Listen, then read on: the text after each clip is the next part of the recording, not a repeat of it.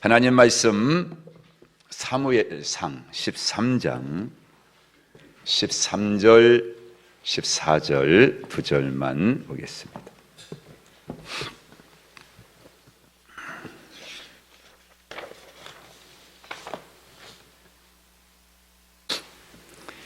같이 두 절이니까 우리 같이 한번 합독해서 읽겠습니다. 시작. 사무엘이 사울에게 이르되 왕이 망령되이 행하였도다. 왕이 왕의 하나님 여호와께서 왕에게 내리신 명령을 지키지 아니하였도다. 그리하였더라면 여호와께서 이스라엘을 위해 왕의 나라를 영원히 세우셨을 것이거늘 지금은 왕의 나라가 길지 못할 것이라. 여호와께서 왕에게 명령하신 바를 왕이 지키지 아니하였으므로 여호와께서 그의 마음에 맞는 사람을 구하여 여호와께서 그를 그의 백성의 지도자로 삼으셨느니라 하고. 아멘, 아멘, 할렐루야. 주의 은혜가 오늘도 우리와 함께 하심을 믿습니다. 우리는 하나님의 자녀입니다. 하나님 우리의 신실하신 아버지시여요. 아버지가 자녀들을 얼마나 사랑하시는지는 여러분들이 다 받고 계시지 않습니까?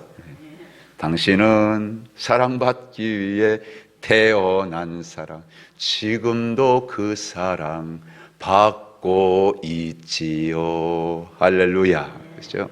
지금도 사랑 다 받고 계시죠? 조금 더 의심하시면 느낌이 아니에요. 사실이에요, 사실. 하나님의 말씀에, 성경에 진리를 우리에게 다 주신 말씀인 줄로 믿습니다. 아멘. 우리 인생을 살면서 우리 가정마다 다 대소사들이 다 있죠. 아주 중요하죠.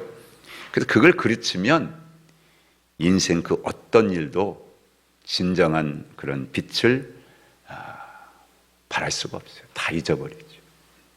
여러분 사무엘도 마찬가지입니다. 지도자로 아주 훌륭했어요. 탁월했습니다. 그런데 지난주에 공부했던 것처럼 엘리처럼 사무엘 역시도 그 아들들은 그렇지 못했던 것을 보게 돼요. 사무엘의 장자 요엘, 차자가 아비야인데 7장에 보면 그 다 기록이 되어 있어요. 근데 이 사무엘의 자식들은 그런 아버지의 믿음, 아버지의 인격을 따르지 않고 세상의 이익을 따라가지고 뭘 받았어요? 뇌물을 다 받았어요. 뇌물을 취해가지고 재판을 하면 재판을 굽게 하고. 지금 이 시대가 그렇잖아요, 여러분. 민주주의 사회에서도 여러분 지금도 공공연하게 이런 일들이 빚어지고 있고 우리 사회에서도 그것 때문에 지금 홍역을 앓고 있고 얼마나 지금 고통을 겪고 있는지 모릅니다. 그런데 성경은 분명히 말씀해. 율법에서 뇌물을 받는 자는 어떻게 된다? 한번 읽어보세요. 우리 같이 시작. 너는 뇌물을 받지 말라. 뇌물은 밝은 자의 눈을 어떻게 하고요? 어둡게 하고 의로운 자의 말을 굽게 하느니라. 출애굽기 23장 8절에 그랬고요. 신명기 27장 25절에도 뭐라고 했어요? 무죄한 자를 죽이려고 뇌물을 받는 자는 저주를 받을 것이라 할 것이요 모든 백성은 아멘 할지니. 아멘. 너도 뇌물 받으면 죽어 저주야. 그럼 그 말에 뭐 하라고요? 아멘 하래요. 아멘. 하나님 말씀은요 저주에 대한 말씀도 아멘 하라고 그랬어요. 왜? 우리하고는 해당 안 되니까. 우리는 하나님 말씀 따라서 믿음으로 순종하고 살면 여러분 복이지. 아멘. 그러니까 그냥 당당하게 아멘 할 수 있었잖아요. 그죠? 아멘이시죠. 그 전에 그 명성교회 김성화 목사님이 어느 날은 가다가 이렇게 음주 측정을 해요. 처음에는 막 내가 목사인데 막 그래가지고. 근데 나중에 가만히 생각해 보니까 내가 당당하게 제일 잘할 수 있는 게 뭐예요? 아무리 내뱉어도 그렇잖아요. 그래서 그냥 힘을 다 해가지고 그냥 확 뿜어버려요. 자신 있게. 여러분, 우리는 하나님의 말씀에 대한 믿음이 우리의 당당함이고 자신이지 않습니까? 오늘 새벽에도 담임 목사님 말씀 주셨는데, 여러분 사도 바울이 당당한 건 뭐예요? 하나님의 말씀에 대한 확신이 있기 때문에 그런 거예요. 우리도 마찬가지거든요. 하나님 말씀 따라 살면 저주는 우리가 끝났어. 우리하고는 상관이 없어요. 하나님의 축복이지. 아멘. 그러니까 당당할 수밖에 없는 거죠. 그런 믿음을 가지고 우리가 살게 되는 줄 믿습니다. 근데 사무엘은 이렇게 아들들이 뇌물을 받고 재판을 굽게 하고 이렇게 못되게 사는 것을 알았음에도 분명히 알았을 거예요. 그런데도 불구하고 그 아들들을 그 땅의 한 부분에 사사로 그렇게 세웠다는 겁니다. 그러다 보니까 그걸 아는 그 백성들이 다 그들의 행하는 걸 보고 다 욕을 하는, 누구한테 욕이 다 들어와요? 아비인 사무엘에게 욕이 다 돌아오게 됐어. 그러다 보니까 오늘 그들이 드디어 이스라엘 장로들이 사무엘에게 와가지고 뭘 요구해요? 왕을 세워달라. 왕을 요구하는 빈미를 줘버린 거예요. 여러분 사람이 죽는 순간까지 흠없이 산다는 것 참 얼마나 이게 힘들고 어려운가 하는 것을 또 사무엘을 통해서도 우리가 깨닫습니다. 영적으로 어두웠던 엘리는 그렇다 할지라도 이 사무엘이라도 그걸 알았으니까 다음 세대를 잘 준비시켰을 것 같잖아요. 그죠? 근데 사무엘도 그게 이렇게 힘들고 어려운 거예요. 우리는 어떻겠습니까? 여러분 이 시대 우리 자녀들도 잘 키워야지, 하나님 잘 믿고 하나님의 복을 받는 우리 자녀들 세워야지 다 마음 먹잖아요. 그죠? 우리 부모들이 다 그렇게 사모하고 결심하고 하나님께 기도도 하고 그러는데 끝까지 진짜 그렇게 살게 하는 일이 쉬운 게 아니더라고요. 너무너무 힘들고 어려워요. 우리는 그 이유를 생각해 볼 때 딴 걸로 생각하지 말고 하나님 나라와 관련해서 그렇게 생각을 해보자는 것입니다. 그래서 사무엘에게 있어서도 똑같아요. 밖의 사역도 중요해요. 그런데 더불어서 잘해야 될 게 뭐냐면 자녀 교육, 후계자 양성하는 거, 다음 세대를 세우는 거, 하나님의 통치를 위해서 아주 중요한 사역이라는 것을 우리가 놓치면 안 되는구나 하는 것을 깨닫게 되는 거죠. 저도 목회자이기 때문에 더더욱 그런 것들을 느끼게 되고요. 우리 한국교회에 많은 훌륭하신 목사님들 계시는데 그런 자녀 교육에 문제 있어 이런 것들이 참 많이 이렇게 부담을 가지고 또 그렇게 계시는 분들도 있고 그런 것들을 우리가 또 이렇게 밝혀져서도 알고 있고 그런 부분들이 너무나 많지 않습니까? 자, 그런 상황에 이스라엘 장로들이 지금 사무엘에게 왕을 요구하기 시작한 겁니다. 우리가 8장으로 넘어가서요. 한번 7장인데 그 내용이고 8장 한번 1절부터 3절 6절까지 한번 읽어볼까요? 8장 1절부터 6절까지 쭉 같이 한번 읽어보겠습니다. 시작. 사무엘이 늙음에 그의 아들들을 이스라엘 사사로 삼으니 장자의 이름은 요엘이요 차자의 이름은 아비야라. 그들이 브엘세바에서 사사가 되니라. 그의 아들들이 자기 아버지의 행위를 따르지 아니하고 뭘 따라? 이익을 따라 뇌물을 받고 판결을 굽게 하니라. 이스라엘 모든 장로가 모여 라마에 있는 사무엘에게 나아가서 그에게 이르되 보소서 당신은 늙고 당신의 아들들은 당신의 행위를 따르지 아니하니 모든 나라와 같이 우리에게 왕을 세워 우리를 다스리게 하소서 한지라. 우리에게 왕을 주어 우리를 다스리게 하라 했을 때에 사무엘이 그것을 기뻐하지 아니하여 여호와께 기도하매. 아멘. 그랬어요. 자, 하나님께서 왕이에요. 하나님께서 왕이셨을 때 이스라엘에서 벌어지는 그런 전쟁은 누구의 전쟁입니까? 하나님이 왕이실 때는 그렇죠. 여호와의 전쟁이죠. 하나님의 전쟁이 하나님의 전쟁.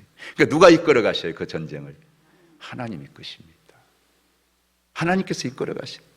그래서 하나님이 천둥소리만 한번 쫙 발하시면 그냥 전쟁 이기는 거예요. 승리하는 거예요. 근데 사람들은 그런 하나님의 능력이 아니라 번제를 드리는 누구에게 집중하냐면 사무엘에게 집중하는 겁니다. 마치 사무엘이 하는 것처럼. 그런데 이제 그때는 그게 그렇게 보여가지고 진짜 승리도 하고 나라가 이렇게 평화롭고, 그런데 사무엘을 보니까 나이가 늙었어요. 그리고 아들들도 역할을 못해. 그러니까 끝났구나, 이제 또 다른 왕이 필요하구나. 그래가지고 왕을 요구한 것입니다. 오히려 눈에 보이지 않는 하나님을 믿으면 걱정이 생기는 거예요. 저 이웃 나라들 보니까 눈에 보이는 왕이 있으니까 걱정할 게 없는 것 같이 보이는 거예요. 그러니까 어떻게 해요? 눈에 보이지 않는 하나님보다는 눈에 보이는 왕이 더 우리가 믿을 수 있고 안심스럽겠구나 생각을 하는 거예요.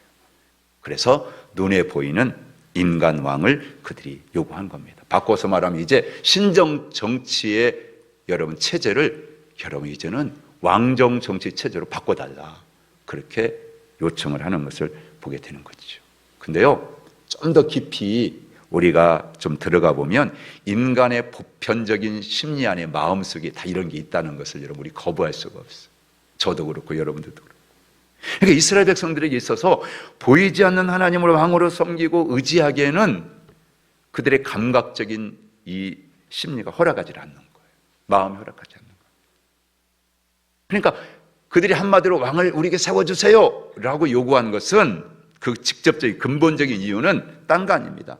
우리가 직접 지각할 수 없는, 느낄 수 없는 그 하나님 말씀보다는 뭔가 그냥 눈에 보여주고 손에 잡혀지는, 여러분 그런 실제적 감각적인 것을 지금 뭐 하는 거예요? 막 갈망하고 있다. 오늘 우리도 그래요. 하나님 말씀 주면 또 말씀이에요. 목사님은 맨날 말씀이에요. 그게 하나님이 통치 방법인데, 말씀을 보다는 뭔가 지금 여기 딱 이거 쥐어달라는 거예요. 내 눈에 보여달라는 거예요. 그래서 이단에 빠지고요, 잘 번뜩이려 자꾸 빠지게 되고 자꾸 하는 거예요. 무당들은 그 앞에서 막 하잖아요, 그죠? 시원스럽게 막, 점쟁이들은 막 그렇게. 그러니까 이스라엘의 당시 형편을 생각해 보면 지금까지 쭉 뭐예요? 신정정치의 체제를 유지해 왔는데, 그들 생각으로는 어떻습니까? 그들의 생각으로 놓고 봤을 때는 하나님께서 왕이 되셨기 때문에 지금 우리가 다른 나라들에 비해 가지고 불편하다는 거예요. 불편한 게 너무 많다는 거예요. 무슨 일을 하든지 간에 보이지 않는 하나신 그 하나님께 뭐 해야 돼요? 물어봐야 돼. 하나님 뜻을 그 허락받아 가지고 해야 돼. 그러니까 얼마나 불편해요. 그러니까 싫은 거예요. 그러니까 이제 좀 근본을 바꾸자. 바꿔서 눈앞에 있는 왕, 눈에 보이는 왕은 딱 얘기해가지고 그냥 듣고 우리가 막 그렇게 우리 마음대로 좀 해보자. 그런 생각인 것입니다. 그래서 저 열방과 같은 그런 인관왕을 우리에게도 달라, 그렇게 요청한 겁니다. 근데요, 또 깊이 들어가 보면요, 여러분 그 사람들이 누굽니까? 이스라엘 장로들이 누굽니까? 요청한 사람이 누굽니까? 그 당시에 그들이 소유하고 있는 토지, 집안에서 일하는데 부려먹는 노비들, 종들, 그리고 자기들이 소유하고 있는 양떼들, 뭐 나귀떼들, 여러분 다 그걸 가진 자들이 누구예요? 자기들이야. 유력자들. 그러니까 어떻습니까? 그것들을 누군가 지켜줄 그런 사람들이 필요하고, 자기들을 위해서 대신 싸워줄 군사 전문 지도자도 필요하고 그런 거예요. 그러니까 그게 누구라는 거예요? 인간왕이라는 거예요. 한마디로 말하면 자기들의 물질적인 소유를 위해서 신앙적 본질이신 하나님, 그 하나님을 배반하는 겁니다. 왕을 요청하는 것은 곧 그거와 똑같은 거예요. 근데 그들이 그걸 모르죠. 이 엄청난 죄라는 것을, 악이라는 것을 그들은 지금 생각지 못하고 당장 눈앞에 있는 거, 그거 요청하는 겁니다. 사무엘이 이 얘기 듣고 얼마나 마음이 상했어요. 그렇잖아요. 사무엘은 하나님 편에서 생각합니다. 그리고 하나님께 기도합니다. 하나님과 문제를 해결해 나가요. 이스라엘 장로들이 요구한 그 왕의 이 제도는 분명 하나님 보셨을 때에 선한 게 아니에요. 기뻐하지 않는 거예요. 그러니까 사무엘은 자기가 가지고 있는 그 사사의 여러분 그런 지위를 가지고 권위를 가지고도 얼마든지 거절할 수가 있습니다. 그런데 사무엘은요, 그렇게 하지 않고 하나님께 기도합니다. 비록 왕정 제도에 대한 자기의 생각이 부정적이야, 그건 아니야 라고 하는 그런 생각을 가졌지만, 그럼에도 하나님 말씀에 귀를 기울이고 그리고 하나님 앞에 기도하면서 그 말씀을 따르고 있는 것을 보게 됩니다. 그러니 하나님 얼마나 좋아하시. 그래서 사무엘을 위로하십니다. 야, 원래 쟤들은 그런 애들이요. 원래부터 그런 민족이다. 여러분 7절 한번 읽어보세요. 시작. 8장 7절입니다. 시작. 여호와께서 사무엘에게 이르시되 백성이 네게 한 말을 다 들으라. 이는 그들이 너를 버림이 아니요 나를 버려 자기들의 왕이 되지 못하게 함이니라. 내가 그들을 애굽에서 인도하여 낸 날부터 오늘까지 그들이 모든 행사로 나를 버리고 다른 신들을 섬김같이 내게도 그리하는도다. 그러므로 그들의 말을 듣되 너는 그들에게 엄히 경고하고 그들을 다스릴 왕의 제도를 가르쳐라. 하나님 그러는 거예요. 뭐 새삼스럽게 그러냐. 원래부터 그랬잖아, 쟤들 다. 나를 해서 했어. 너한테 하는 게 아니야. 나한테 쭉 지금까지 그래 왔어. 그러면서 요구한 대로 왕을 세워줘. 그런데 왕을 세워가지고 찾아올 그 고난이 뭔지를 알려주고 세워라. 그래서 9절에 쭉 얘기하죠. 그래서 이제 그 자식들이 다 뭐가 돼요? 군인이 돼야 되고, 징집이 되죠. 병력 의무 돼야 되고, 딸들은 식모가 돼야 되고, 또 너희들이 얻은 수입에 대해서 뭐예요? 다 세금을 내고, 또 권력자들을 위해서 부역을 해야 되고, 계속해서 사무엘은 이스라엘이 이제 훗날에 가서 그 너희들이 세운 왕 때문에 이제 슬퍼하고 후회하게 되어서 부르짖어도 그때 가서는 하나님의 응답이 없을 거다. 그거 알려주고 세워줘라. 그렇게 말씀을 주는 것을 볼 수가 있습니다. 자, 이렇게 경고했어요. 그러면 그렇습니까? 우리 한번 생각해 보겠습니다. 그게 아니에요. 그런데도 이스라엘 이 장로들 백성들은요, 우리를 다스릴 인간왕을 끊임없이 세워달라고 이렇게 요구를 하는 거죠. 그래서 하나님의 명령을 받아요. 그 받아서 이제 사무엘이 기름을 부어서 사울에게 왕을 세워 것을 볼 수가 있습니다. 자, 이제 그러면 이 사울이 어떤 사람인가 하는 거예요. 자, 우리는 사울의 영성을, 다윗의 영성을 좀 알기 전에 먼저 이제 우리가 쭉 좀 그렇게 보기를 원하는데, 첫째, 우리 한번 9장으로 넘어가서 1절, 2절 한번 읽어볼까요? 시작. 베냐민 지파에 기스라 이름하는 유력한 사람이 있으니 그는 아비엘의 아들이요 스롤의 손자요 베고랏의 증손이요 아비아의 현손이며 베냐민 사람이더라. 기스에게 아들이 있으니 그의 이름은 사울이요 준수한 소년이라. 이스라엘 자손 중에 그보다 더 준수한 자가 없고 키는 모든 백성보다 어깨 위만큼 더 컸더라. 아멘. 먼저 보세요. 이름 뜻부터가요, 사울이라는 이름이 뭐예요? 구하여 얻은 자라는 뜻이에요. 그러니까 여러분들, 이 이름의 의미에서부터 사울이 등장하는 게 우연이 아니야. 이스라엘 백성들의 요구에 따라서 세워진 이스라엘의 왕이라는 거 은연중에 뭐예요? 암시하고 있는 것을 여러분들 우리가 볼 수가 있는 거죠. 나타내는 거죠. 베냐민 지파 기스의 아들, 준수한 소년. 여러분, 준수한 소년은요, 재산을 상속받을 수 있는 그런 연령대에 있는 한창 젊은 그런 나이의 남자를 가리킬 때 준수한이라는 단어를 썼다고 그래요. 전투 능력도 있죠. 그리고 결혼할 수 있을 정도로 성숙한 사람을 일컬어서 준수하다라고는 그렇게 단어를 붙일 수가 있다고 그래요. 그리고요, 사울이 40세의 왕이 됐거든요. 그리고 2년 만에 블레셋과 싸우러 나가는데 그때의 말씀해 보니까 요나단이 용사로서 그렇게 전쟁에 참여했다고 그래요. 그 사실을 통해서 보면 어떻습니까? 이미 아들을 둔 그런 아버지였다는 것을 우리가 알 수 있죠. 그리고 당시에 이스라엘 사람들보다 어깨 위가 한 만큼 더 컸어요. 여러분, 10장 23절에도 동일한 말씀이 또 거기도 나와 있습니다. 이렇게 얘기해요. 그들이 달려가서 거기서 그를 데려오며 그가 백성 중에 선이 다른 사람보다 어깨 이만큼 컸더라. 여러분, 그렇게 표현을 하고 있습니다. 그러니까 그 당시에 이스라엘 사람들이 있어가지고 키라고 하는 것은요, 사람을 이렇게 외모를 판단할 때 가장 중요하게 여기는 요소 중에 하나가 뭐냐면 키예요. 키가 컸다.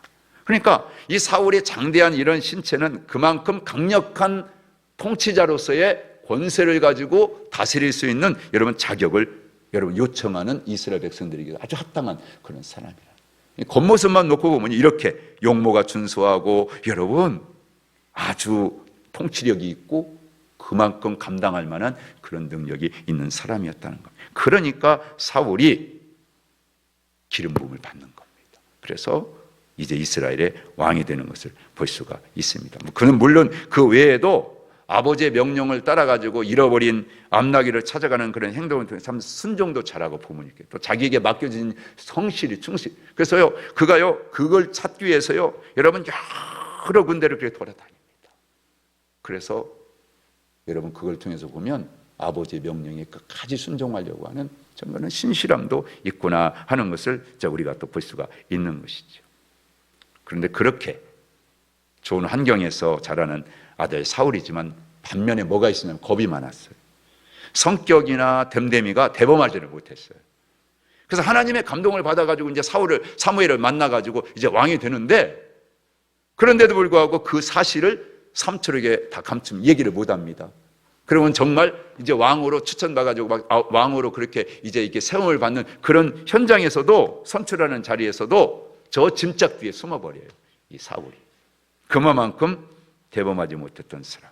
이런 사울에게 사무엘이 다 왕의 제도를 다 써서 알려주고, 그걸 또 책에다가 써서 주님 앞에 다 그렇게 보관을 그렇게 이제 하는 겁니다. 근데 왕은 자기 집으로 그냥 돌아가요. 오늘날 우리 교회 안에서도요, 하나님의 마음과 상관없이 내 방식대로 해석하고 내 마음대로 행동하는 그런 사람들이 있어요. 자기 기준에 맞아야 좋은 말을 하고요, 그렇지 않으면 반대합니다. 누가 그랬어요? 사울 그랬고요, 백성들이 다 그랬다는 것을 우리에게 보여주고 있는 것입니다. 자, 하나님이 이걸 모르는 게 아니에요. 이걸 다 아셔요. 알면서도 사울을 그러면 본보기로 한번 맞 좀 마라 하고 뭐 그런 식으로 해서 사울을 여러분들 세웠냐? 그런 게 아니에요. 사람은 다 결점이 있죠. 결점 없는 사람이 어디 있어요? 다 있습니다. 근데 이 결점이라는 게 어떤 일을 딱 맡았을 때는요, 여러분 어떻습니까? 그게 지장을 줄 수도 있지만, 그렇다고 해가지고 이 땅에, 여러분 세상에 흠이 없는 사람이 어디 있냐 그 말이에요. 없어요. 그런데 하나님이 바로 그런 사울을 불러 사용하시거든요. 근데 그럴 때에는 여러 가지 결점에도 불구하고, 약점에도 불구하고 하나님이 그들 봤을 때 좋은 점이 있고 그 은사들이 있기 때문에 그거를 잘 사용하셔가지고 그로 하여금 그 사역을 감당하시도록 배려하신다는 것을 여러분 우리는 아셔야 돼요. 요즘 우리가 사명에 대해서 말씀을 주시는데, 은사에 대해서, 성령의 은사에 대해서 우리가 말씀 듣잖아요. 마찬가지예요. 성령의 은사는요, 착하고 선하고 뭐 여러분 그런 사람을 주는 게 아니에요. 어떤 경우는 은사는요, 그런 거 구별 없이 막 주어질 때가 있어요. 그러니까 우리가 준비되지 못하고 하나님께 바라지 못하고 은사가요 나쁜 쪽으로 막 쓰여지는 경우들이 있다고요. 아니, 성령의 은사가 왜 그러냐 말이에요. 마찬가지예요.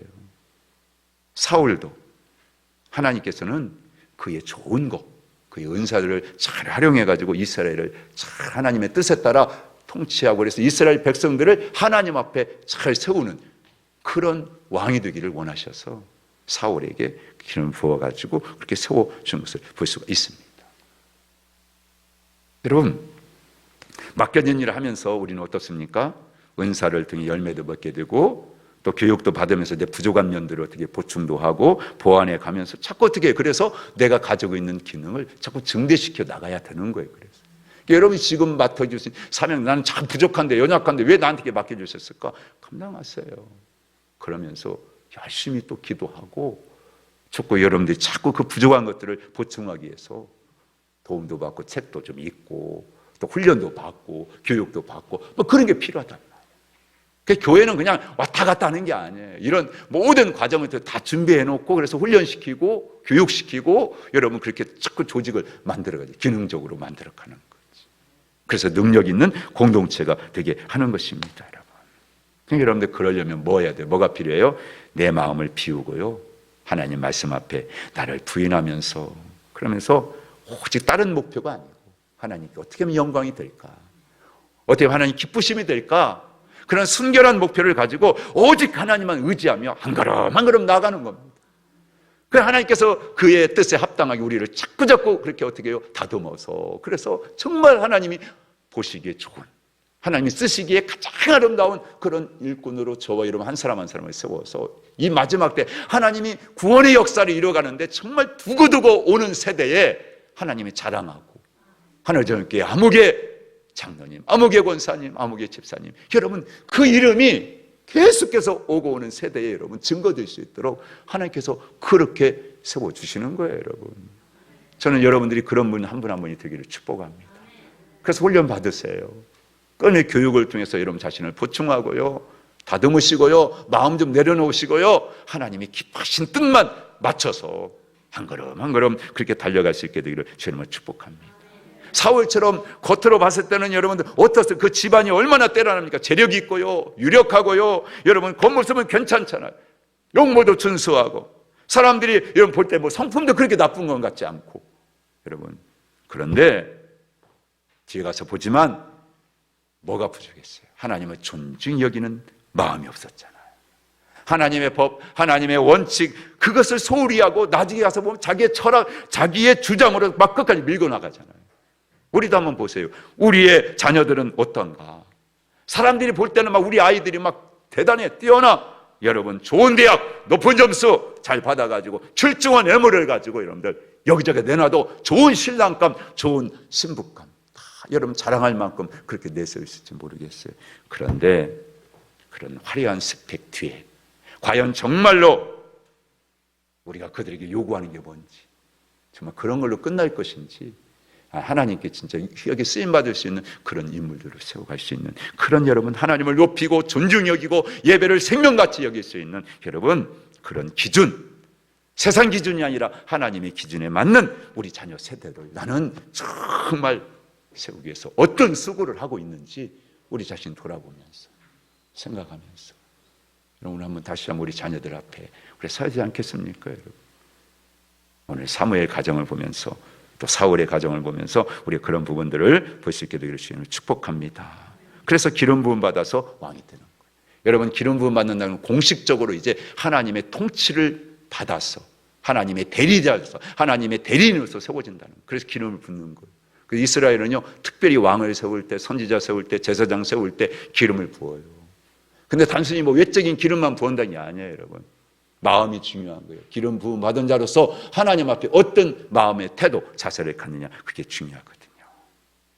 그래서 여러분, 이제는 이 사무엘이 사울에게 기름을 부어서 그렇게 이제 왕으로 세우는 것을 볼 수가 있습니다.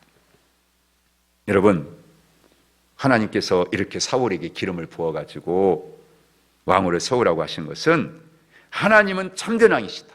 그리고 사울은 뭐라는 거예요? 그 세상에 있는 하나님의 대리인이다 하는 것을 그렇게 말씀해 주신 겁니다, 여러분. 그래서 오늘도 우리는 다 똑같아요. 여러분들도 다 하나님의 거룩한 재산 교회를 통해서 예수 그리스도의 보혈로 다 여러분 인침을 받아가지고 성령 안에서 하나님의 나라의 거룩한 백성으로 이 땅에 지금 하나님 나라를 어떻게 해요? 전파하라고 세움받은 여러분 대리인들이에요, 대리인. 하나님의 여러분들 다 뭐예요? 여러분 통치자예요. 우리는 그냥 여러분들 시시한 사람이 아니란 말이에요. 우리 이 하늘정교회 성도 한 사람, 저 어린아이까지 전부 다 그들이 가 있는 곳에 하나님이 지금 통치 대리인으로 다 서 있는 거예요. 그런 믿음으로, 의식으로 사셔야 돼요, 여러분. 당당하게. 나를 보면서 사람들은요, 다 하나님을 보게 하고 하나님을 알게 하고, 너희는 거룩한 백성, 왕같은 제사장이요 거룩한 나라요 소유된 백성이다. 왜요? 너희로 하여금 정말 하나님의 거룩한 백성이라는 걸, 이걸 세상에다가 아름다운 덕을 선전해가지고 세상 사람들이 다 내 백성이 어떤 사람인지를 보게 하려고 하나님 우리를 막 자랑하고 싶어가지고 그리고 우리 세워주셨다고 베드로전서 2장 9절에서도 말씀하잖아요. 그러니까 그런 믿음을 가지고 여러분의 삶의 자리에서 그렇게 기름 부음 받은 자로서 하나님의 백성으로 아름답게 살아가시기를 축복합니다. 말 한마디, 행동 하나, 눈빛 하나도 우리가 다 아름다운 하나님의 선한 그런 빛을 비칠 수 있는 그런 삶을 살아야 되는 거죠. 근데 그걸로 되는 게 아니에요. 하나님께도 인정받고요, 이제 이 사무엘과 사울이 그렇게 비밀리에 줬지만 이제는 이스라엘 전체 공동체 인정을 받아야 되잖아요. 그래서 다시 미스바로 모이게 합니다. 그 말씀이 10장에 쭉 나와 있어요. 여러분, 미스바는 오늘날 말하면요, 대통령 취임식장과 똑같은 거예요. 우리나라 대통령 취임할 때 여러분 국회의사당 앞에서 할 때도 있고 막 그러잖아요. 마찬가지. 미스바가 그런 곳이에요. 그럼 미스바에서 이제 드디어 이스라엘 전체 백성들 앞에서 공적으로 이제 사울이 이스라엘 초대 왕으로서 그렇게 정말 세워지는 것을 볼 수가 있습니다. 그래서 왕이 됩니다. 몇 년 동안? 40년 동안을 그렇게 해서 이제 이스라엘의 왕이 돼. 왕의 직위를 그렇게 지키면서 가거든요. 그런데 여러분 한번 13장에 가서 한번 1절만 말씀 한번 읽어보세요.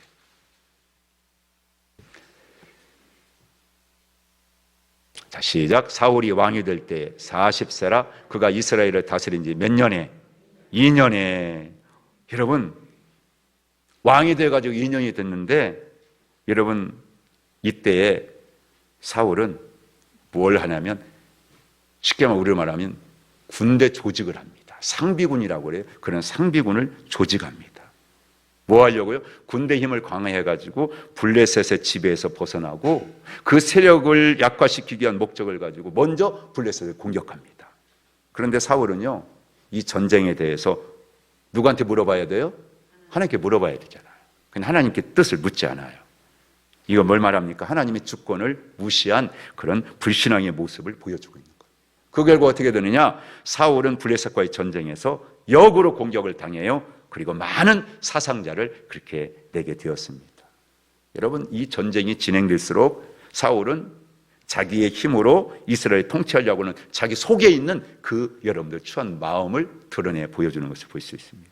자, 병사들이 다 흩어지기 시작합니다. 그랬더니 마음이 막 급해지는 거예요. 어떻게 하면 이 사태를 수습할까? 그래가지고요, 누구를 기다려야 돼요? 제사장 사무엘을 기다려야 되는데 그걸 기다리지 못하고 직접 자기가 뭡니까? 번제를 그렇게 하나님께 드립니다. 이거는 제사장의 여러분 가지고 있는 직분에 대한 월권 행위를 지금 사울이 범하고 만 거죠. 바꿔서 말하면 자기를 하나님의 율법보다도 더, 율법의 권위보다도 더 위에다가 두는 여러분 그런 불신앙 그런 모습을 보여주는 것입니다. 그러니까 사울은요, 지금 자기가 여호와를 위해서 싸운다는 사실을 새까맣게 잊어버리고 있는 거예요. 그래서 40년 동안 이스라엘의 통치자로 있었지만, 왕으로 있었지만 한 번도 하나님은 그를 왕으로 인정하지 않으셔요. 그리고 그 아들들도 결국에는 그 왕위를 계승하지 못하고 다 죽고 마는 것을 볼 수가 있게 됩니다. 우리 한번, 그래서 오늘 본문 말씀이 그건 거예요.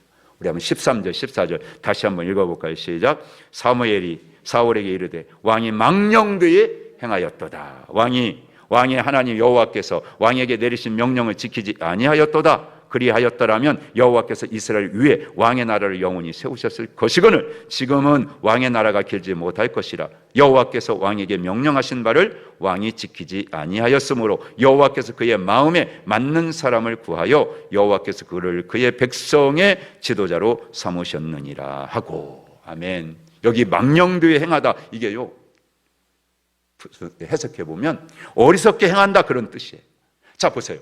사울의 죄가 뭡니까? 구체적인 잘못이 무언지 여러분, 사울의 그런 사무엘의 관점에서 보면 이 사울의 행동은 뭡니까? 하나님의 명령을 지키지 않은 불순종입니다. 여러분, 사무엘은요, 그래서 이 말씀의 첫 단락에서 이 한 단락인데, 이 말씀 한 절인데 그 단락 처음부터 끝까지 딱 보면 두 번씩이나 뭘 여러분들 그렇게 지적을 합니까? 불순종했다. 이걸 여러분 지적하고 있는 것을 볼 수가 있죠. 그러니까 사무엘은 사울이 만일에 순종했더라면 사울의 왕조가 영영히 세워졌을 것이다라는 그 가능성을 지금 선언합니다. 그런데 네가 불순종해가지고, 그렇죠? 사울의 불순종으로 이제 여호와께서는 마음에 맞는 새 사람, 하나님의 마음에 맞는 사람을 택하셔서 이스라엘 백성의 지도자로 그렇게 세워 가실 것이다 라고 그렇게 얘기를 하고 있는 거죠. 여러분, 지금은 14절에 뭐라고 했어요? 왕의 나라가 길지 못할 것이다, 그렇게 얘기했죠. 왕의 나라가, 지금은 왕의 나라가 길지 못할 것이다, 그렇게 되어 있어요. 근데 이걸 직역하잖아요. 그러면 지금은 당신의 나라가 세워지지 않을 것이다, 그런 뜻이거든요. 그러니까 이게 사무엘이 지금 이 사울을 책망한 핵심이에요, 핵심. 사울과 가만히 돌아보면요, 이 신약에 와가지고 예수님을 배반했던 가룟 유다 한번 생각해 보세요. 이 두 사람 사이에는 약 1000년이라고 하는 세월이 흘렀어요. 차이가 있어요. 그런데 두 사람 다 뭘 잃어버린? 소명을 잃어버리고요, 마지막은 어떻게 끝내요? 사울도 스스로 목숨을 끊는 자살로, 가룟 유다도 스스로 목숨을 스스로 끊는 자살로 그렇게 마감하는 것을 우리가 볼 수 있거든요. 여러분, 인도함과 다스림이라는 단어가 있는데 이 차이를 여러분들이 잘 아셔야 돼요. 자, 하나님의 인도를 받는다, 하나님의 다스림을 받는다, 여러분 그런 말을 우리 합니다. 여러분, 다스림을 하나님 말씀대로 내가 따르고 있잖아요. 그 사람은요, 하나님의 인도하신 것과 차이가 없어요. 다를 게 없어요. 그 말씀이 그 말씀이야. 그런데 사울의 다스림이 뭐냐면 자기의 의지와 판단에 따른 것이었어요. 내 생각, 내 계획, 내 원하는 것. 그러니까 하나님이 말씀하시는 대로, 하나님이 말씀이 인도하시는 대로 선택하고 결정한다면 대장은 누구예요? 내가 아니에요. 누가 대장이세요? 하나님이 대장이시는 거예요. 여러분 인생에서 한번 가만히 보세요. 여러분들이 지금 무슨 일을 하든지 간에 어떤 일을 선택하고 어떤 결정할 때 진짜 하나님의 인도함을 따라 여러분이 결정한다면 누가 대장이셔요? 하나님이 대장이셔요. 정말 그렇습니까? 여러분 인생도 한번 누가 대장인지, 내 인생의 대장이 누군지. 신앙은요, 딴 거 아니에요. 하나님을 따르는 일이에요. 그게 신앙이에요. 따라가는 거예요. 따라가는 거예요. 내가 신앙이 있다면 뭐 감정이 이렇게 오고 여러분들 뭐 느낌이 오고 그거 아니에요. 그 느낌대로 감정을 판단하지 않아요. 진짜 여러분 신앙이 있다면 여러분 하나님께 물어봐요. 하나님이 어떻게 인도하시는가? 하나님 다스림을 받아요. 순종하면 눈앞에서 손해볼 수 있어. 불이익 당할 수 있어. 어려움 고난 당할 수 있어. 그래도 따라가요. 그게 신앙인 거예요. 하나님은 그거 우리에게 말씀해 줘요. 이 시대가 아무리 바뀌었어도요. 그 시대에 지금 시대는 다른데요? 아니에요, 아니에요. 하나님 말씀이 언제나 우리 물어보는 거예요. 지금도 하나님은 똑같이 말씀하셔요. 말씀의 기준 가지고 그 상황에 우리에게 어떻게 하라고 우리 마음속에 신앙이 있다면 하나님은 그렇게 말씀으로 우리에게 말씀해 주십니다. 그럼 우리는 뭐 하면 돼요? 아멘 하고요. 따라 순종하면 되는 겁니다. 아까 이스라엘 백성들이 여러분들 뭐라고 했어요? 저주도 아멘 그잖아요. 여러분 당당한 거예요. 내가 진짜 하나님 말씀 안 따면 나 저주 받습니다. 그것까지도 여러분 포함해서 왜? 나는 하나님 말씀 따라갈 것이기 순종할 것이기 때문에 저주는 항상 아멘 한다고 해서 저주가 오는 게 아니에요. 그런 믿음이 있어요. 그런 감사한 마음을 가지고 우리가 살아가게 될 줄로 믿습니다. 영적 질서 사울처럼 무시하면 안 돼요. 아무리 여러분의 왕이라도 제사장직을 넘어가면 안 되는 것입니다. 여러분이 눈에 보여지는 거, 자랑할 만한 거, 뽐낼 수 있는 거 이런 거. 그래서 너무나 많은 사람들이요, 자, 목사, 장로, 권사, 집사, 직분, 자리 다 이름 가지고 있는데 이미 능력은 떠나버렸어. 하나님의 말씀에 의해서 인도받아 그 말씀대로 이루어지는 역사가 나타나야 되는데 그건 다 떠나버렸어. 그럼 어떡해?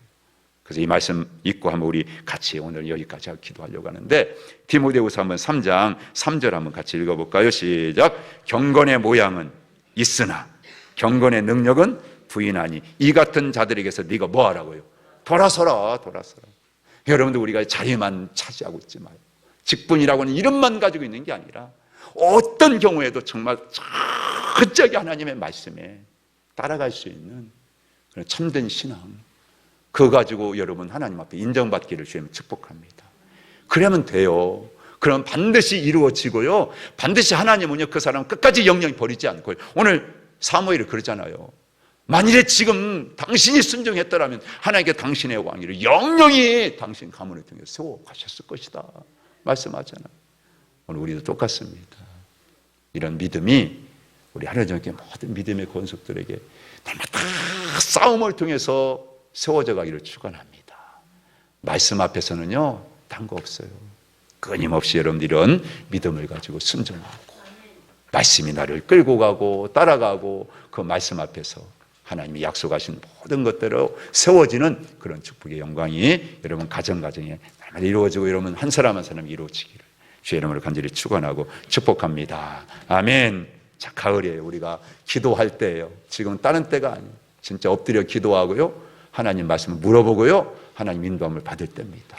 다 보이세요. 요즘 막 새벽에 더 많은 분들이 나와서 기도해요. 지금 자꾸 늘어나고 있어요. 이제 우리가 함께 또 다음 주간부터 한번 길지만 5일씩이니까 여러분들 한번 마음 먹고 우리 한번 같이 기도의 자리에 같이 함께 합력해서 우리 한번 뜨겁게 우리 교회가 만민이 기도하는 집이다. 우리 주님이 그러셨는데 우리 하나님께 기도하는 집을 한번 세워갈 수 있었으면 좋겠습니다. 그런 믿음이 있기를 주님을 축복합니다. 주님의 도우심을 빕니다. 두 번째 송하은 드림했습니다. 계획하시고 행하심이 이루신 여호와 범사에 감사합니다. 이스라엘 권세 주여 응답하시고 축복하시고 주의 나라에 귀하게 쓰여지게 해 주시옵소서. 예수님 이름으로 축복하며 기도합니다.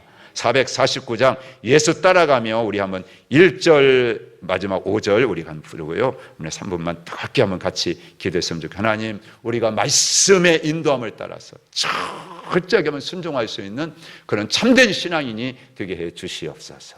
우리 한번 같이 이렇게 기도하시기를 원합니다.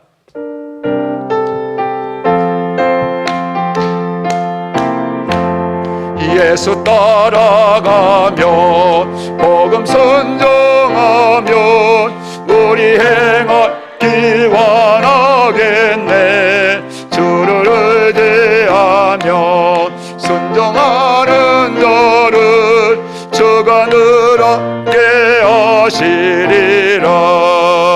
의지하고 순종하는 길은 예수 안에 즐겁고 복된 길이로다. 주를 힘입어서 말씀 잘 배우고 주를 모시고 살아가세. 주를 의지하며 항상 순종하면 주가 살아게 주시리라. 의지하고 순종하는 길은 예수 안에 즐겁고 복된 길이로다. 기도합니다. 할렐루야. 하나님 아버지 감사합니다. 아버지, 오늘도 이 오전 시간에 우리가 주의 거룩한 성전을 사모하고 하나님의 말씀을 아버지 날마다 마음에 두고 그 말씀을 따라 하나님 영광 위하여 살아가는 하나님의 백성으로 아버지 승리하기를 원하는 그런 간절한 기대와 믿음을 가지고 아버지 앞에 나와 예배자로 영광을 돌렸습니다. 오늘도 주신 귀한 말씀, 아버지 사무엘을 통하여 또 사울을 통하여는 주셨던 귀한 말씀들 가운데 하나님 한 말씀이라도 우리 가슴에 새기기를 원합니다. 하나님 앞에 진정한 신앙, 참된 신앙은 아버지 다른 것이 아닙니다. 아버지 내 생각과 내 판단과 내 뜻대로가 아니라 철저히 하나님의 말씀 앞에서 아버지 하나님의 그 말씀의 인도함을 따라 아버지 하나님 우리가 순종하고 따라가는 것임을 깨닫습니다. 아버지, 오늘도 아버지 우리는 세상을 살면서 자꾸만 아버지 한 눈에 보여지는 거, 이스라엘 백성들처럼 손에 잡혀지는 거, 아버지 그래서 눈에 보여진 하나님은 답답합니다. 하나님 말씀대로 산다는 게 너무나 불편합니다. 내 마음대로 못하고 내가 하고 싶은데도 마음대로 할 수 없는 내 자유가 없는 것 같아서 그래서 자꾸 아버지 내 말 들어주고 내가 원하는 대로 박수 쳐주고 내가 원하는 대로 하나님 동의해주는 그런 사람을 지도자로 삼고 살아가려고 합니다. 이스라엘 백성들 그런 아버지 하는 거짓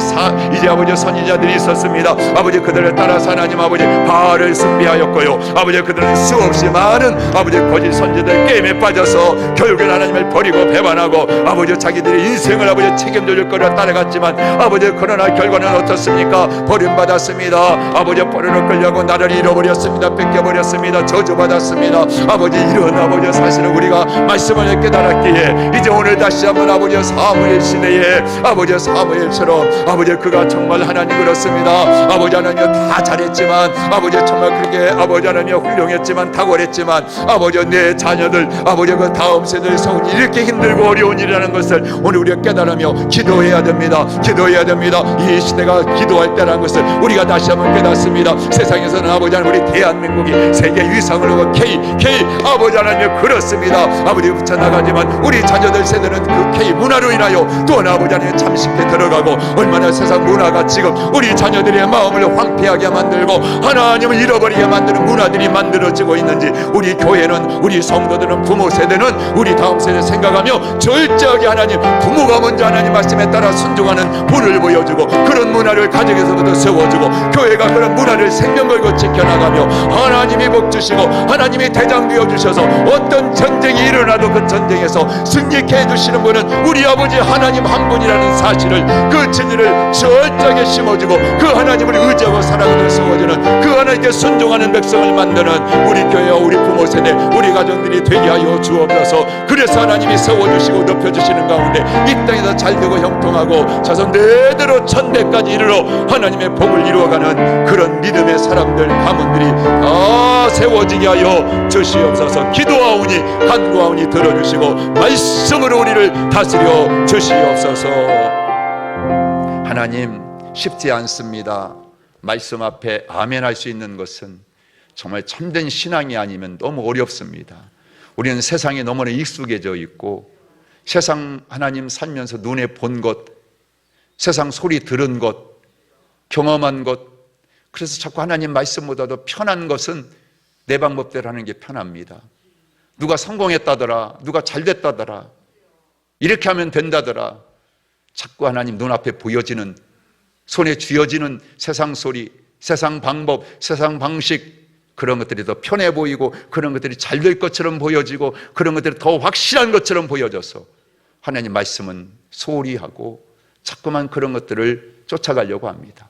아버지 하나님, 이 유혹을 뿌리치게 해 주시옵시고 철저하게 하나님 말씀을 귀 기울여 듣고 하나님께 물어보고 기도하면서 하나님의 인도함을 받고 따르는 우리 하나님께 모든 믿음의 권속들과 가정과 부모 세대가 되어서 이런 아버지의 순종의 본이 우리 자녀들이 그대로 보고 하나님 말씀 따라 행함으로 진정한 복을 받고 영원히 사라지지 않는, 떠나지 아니하신 하나님과 함께 대장 되시는 하나님께 승리하는 인생을 살아가도록 하나님 세워 주시옵소서.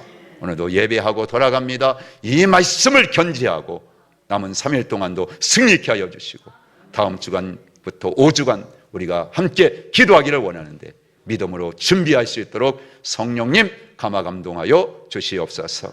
믿고 감사하며 예수님의 이름으로 축복하고 기도하옵나이다. 아멘. 하늘에 계신 우리 아버지의 이름을 거룩하게 하시며 아버지의 나라가 오게 하시며 아버지의 뜻이 하늘에서와 같이 땅에서도 이루어지게 하소서. 오늘 우리에게 일용할 양식을 주시고 우리가 우리에게 잘못한 사람을 용서하여 준 것 같이 우리들을 용서하여 주시고 우리를 시험에 빠지지 않게 하시고 악에서 구하소서. 나라와 권능과 영광이 영원히 아버지의 것입니다. 아멘.